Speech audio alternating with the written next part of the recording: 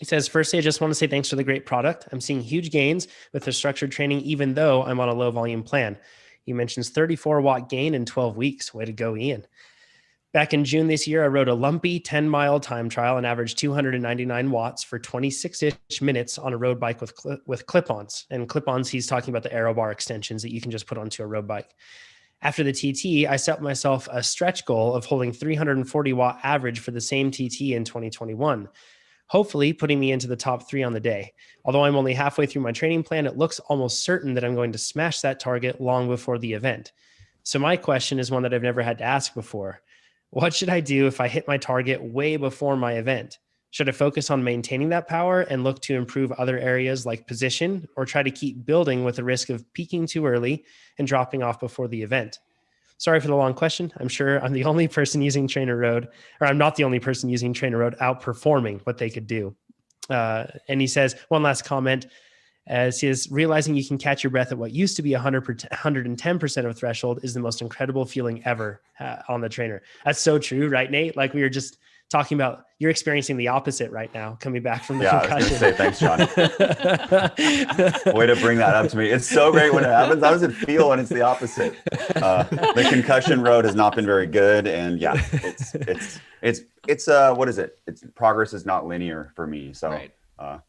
So this is a really good question from Ian, because peaking, I hear people say this stuff all the time. So let's just define peaking for a second. Peaking is when you do a bunch of strain or volume, like intensity, you're building up your fitness, and then you rest and your fatigue goes down, but your fitness is still high and you get a better performance.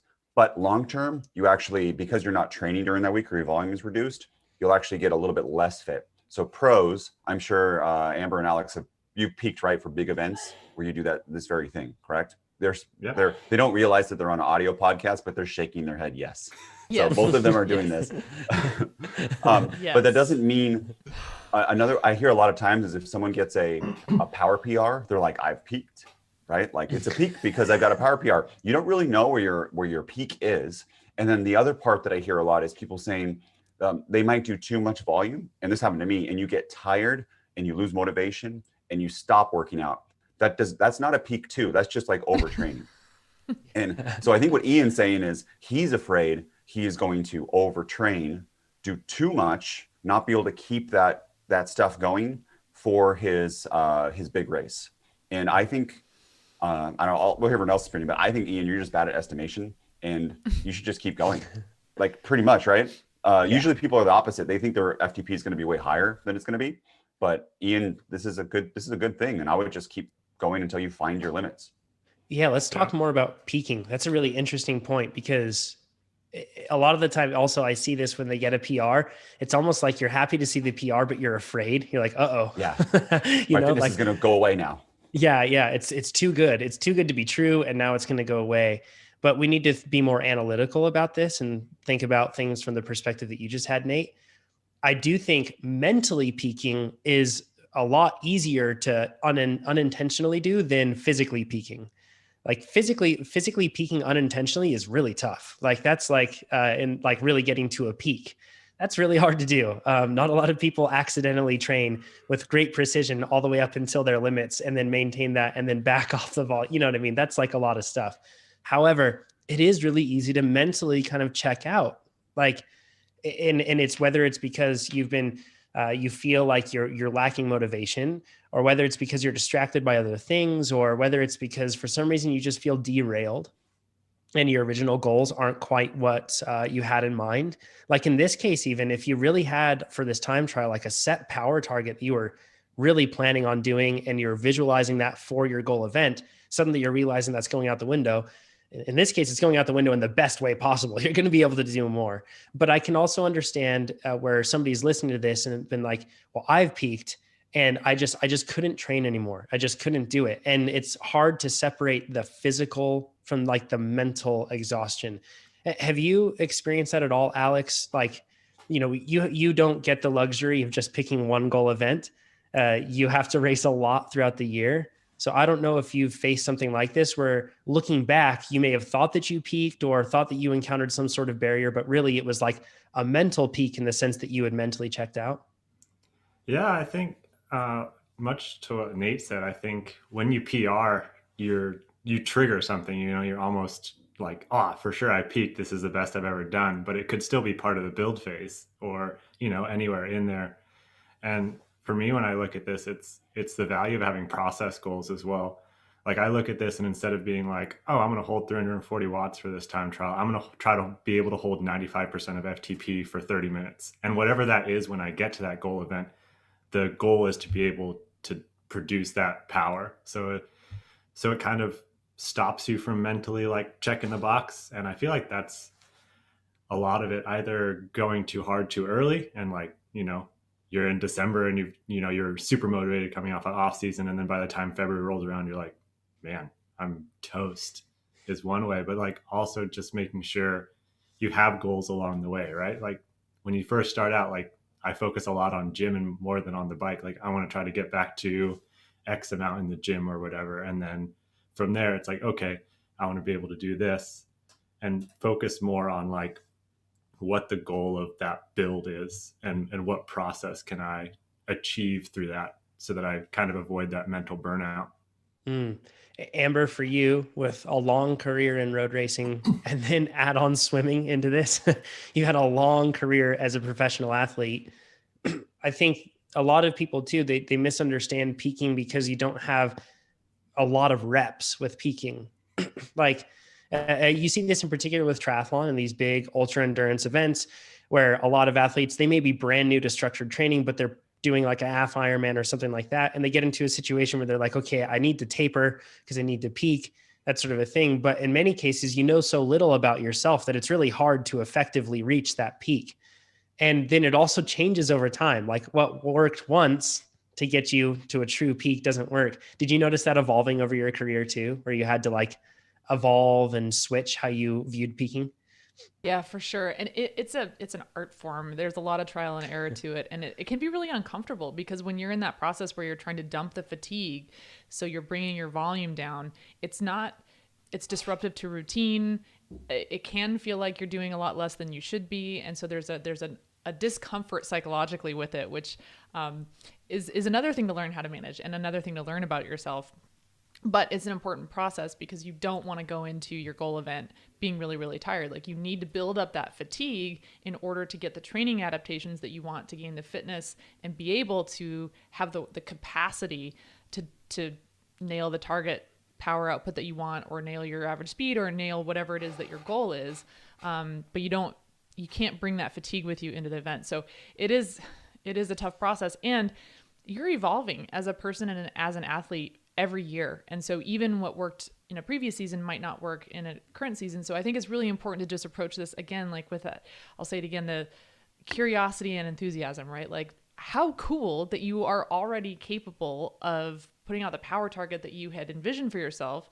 I mean, keep going, man. Like who knows what you could do. I think that's really exciting. And you're breaking new ground in terms of learning about yourself as an athlete right here, which is super cool. Yeah. I also, you said something really important about it being a art and not a science, and completely like I want to model inside of TrainerRoad the exact way to make you your biggest peak, but it changes like based on how fit you are, how much load you've done. And it's not just, people are saying CTL, ATL, TSB. There's probably a lot of people that understand that. But then you see it, and then people are always like, well, I race best on negative 40 TSB. But then this time I was best at plus 10. And it's all over the board, but it's different for the individual. And I'd like to get enough stuff in where we can then predict that. But like Amber and Alex, I guess, Jonathan, you haven't done as much as them, right? For peaking. Not at all. How many times though have you done the exact same kind of like protocol to peak, and your results for how much you jump up is different? Like, it's not always, Alex, you're the most analytical, so you probably play like you're more than I am. Do you get different results based on like shedding fatigue and stuff for big races? Yeah, we've played around, like you were saying, with different levels of fatigue, like the number within training peaks. And I go in a little better if I'm kind of like rev the engine, I call it, like not completely taper. Like I still need a little bit of intensity in there. We found that just trimming the volume. So if I'm doing like 4 sets of intervals, I do 2 sets instead. on Tuesday. And so I still have a little bit of intensity in there, and that tends to work best for me. But like Amber said, it's a moving target. And something that I want to impress on people is peaks are great, but I feel like there's this misconception that you can't perform unless you're peaking. You could never race 12 races a year if that weren't the case. I would just never sign up for them.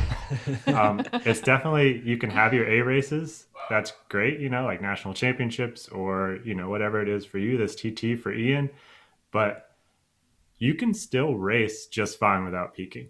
So like, don't let it stop you from getting out there. And like, the cool thing with Ian's question that I was just thinking about was that if he's doing 340 watts average, he no longer has to do 26 minutes, hopefully. Yeah. Yeah, that's a great point. So it's like the faster you get, the lower that becomes. And it's kind of like this optimization chart of like time versus time to exhaustion. So it's like trying to find like, okay, I can do X watts for 16 minutes. Could I get to the finish line in 16 minutes? Okay, probably not. Okay, 21 minutes, I can do this. Oh, sweet. Like I could cut 5 minutes off my time. Like, honestly, that's why I think amateurs are much fitter than I am, is like they're doing the same course for 2 hours at the same exact like perceived exertion. Like I'm just dying to get to the finish line. The only reason I go quicker is like, okay, that finish line is there faster. Get it over with. Like Ironman 2, 8-hour athletes versus 15-hour athletes. Yeah, and we were even talking about insane. this with Cape Epic. Like Nate was saying, like the stages for amateurs are completely different, and it's like that's mind blowing. Like 6-7 hour days back to back to back. Like the only reason I think Cape Epic is manageable is because I'm thinking in my head 3 to 4 hours a day, like 7 to 8 hours a day. Like it cuts down everything else. So it's I think it's cool to think the faster you get, the less time you have to be on course. So trying to find that optimization of how many watts I have to put out for how many minutes. This is really like the unique tie-in with time trial training, in particular with structured training. It's really cool because when we've talked about process versus outcome, but we can also say like training versus performance outcomes that you're really going for and that you're targeting. With time trialing, you can get like really specific with that. Do you want to go into that a little bit more, Amber? Sorry for kind of stepping on your toes at that point, but I feel like it's a really cool tie-in that you can do with time trials. So. Yeah, no, I think not stepping on toes at all. I think this is a really important distinction to make and a way of thinking about it, right? Because you can think about outcome goals versus process goals. That's kind of one way of looking at this. And your power output, your capacity for producing power is an outcome, right? It's a byproduct of the process that you've been engaged in, the process of consistently showing up and getting the work done. So you're reaping the benefits of that consistency, which is your process, and the outcome goal, which is your power capacity, right? But the same goes for execution on event day. So there's training outcomes, and then there's the performance outcomes, the actual execution of the event on the day. And that's a little bit different, right? So yes, you've got the capacity to produce the power now. How are you going to execute on race day? And that's a little bit of a different question. They're related, obviously, but that's another thing to think about is, okay, you can produce this power in training. How well are you going to be able to produce this power in racing? And I think by the time you get to your goal event, given where you are now, you're going to be well beyond where you are at this moment. But I think it's important to consider that the execution itself on event day has a whole different set of process goals, involved there. And that's another way of thinking about it. So it's not just about getting to the point where you can produce the power. What you really want to do, because you're a competitor, is get out there in the competitive arena and test yourself against your fellow competitors. And that's not just about power. I think Ian, there's please go ahead, Nate. Sorry. Okay. I just want to tell Ian, these are the mistakes that I've made over and over and over again. And here's the things that you shouldn't do at the moment. One would be, well, I'm this strong. What if I did more volume? Right? Like if I just did a little bit more, or the training. So I wouldn't, if it's going well and you're already past your goal, I would not change anything on the overall volume.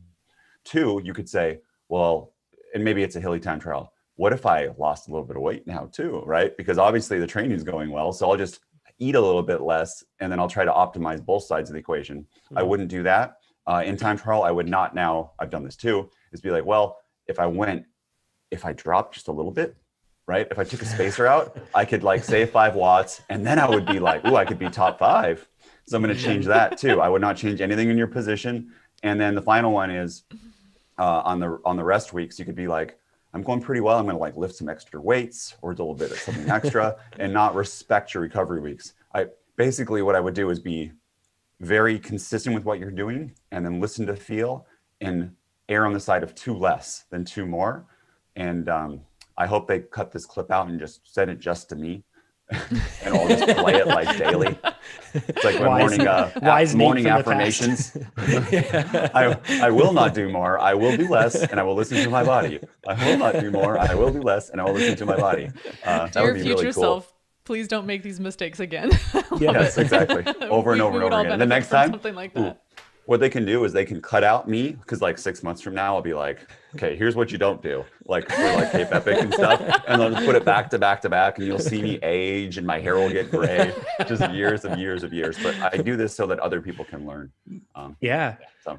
One last point that I wanted to make on this one too is the goals you set are really important, and setting the right ones are really important. Having them process oriented, I feel like it's a good insurance plan, because if you have an outcome goal that's set up like this, where it's basically like, I just need to do this much wattage for this, well, I'm going to blow it out of the water. There is a risk of kind of like reaching complacency. And I've seen this in myself, where I get to a spot where like my goal was to win a race at this, whether it was this series or something like that. And I win that race. But since I didn't have any bigger goals beyond that, or I didn't have any process goals that I was stuck to, suddenly I was like, I don't have to train that much because I just won that. So I'm not going to train. I'm just going to have fun on the bike. I'll chase some Strava KOMs. I'll just, maybe find more races to do. And you suddenly get to a point where you've lost your North Star and you aren't really moving up and to the right like you want to. Instead, what you're doing is you're moving flat at best, just straight to the right, or you end up dropping down. So there's risk of like complacency, and it isn't your fault necessarily in terms of what you're doing at that time. It really just comes down to which goals you set in the past.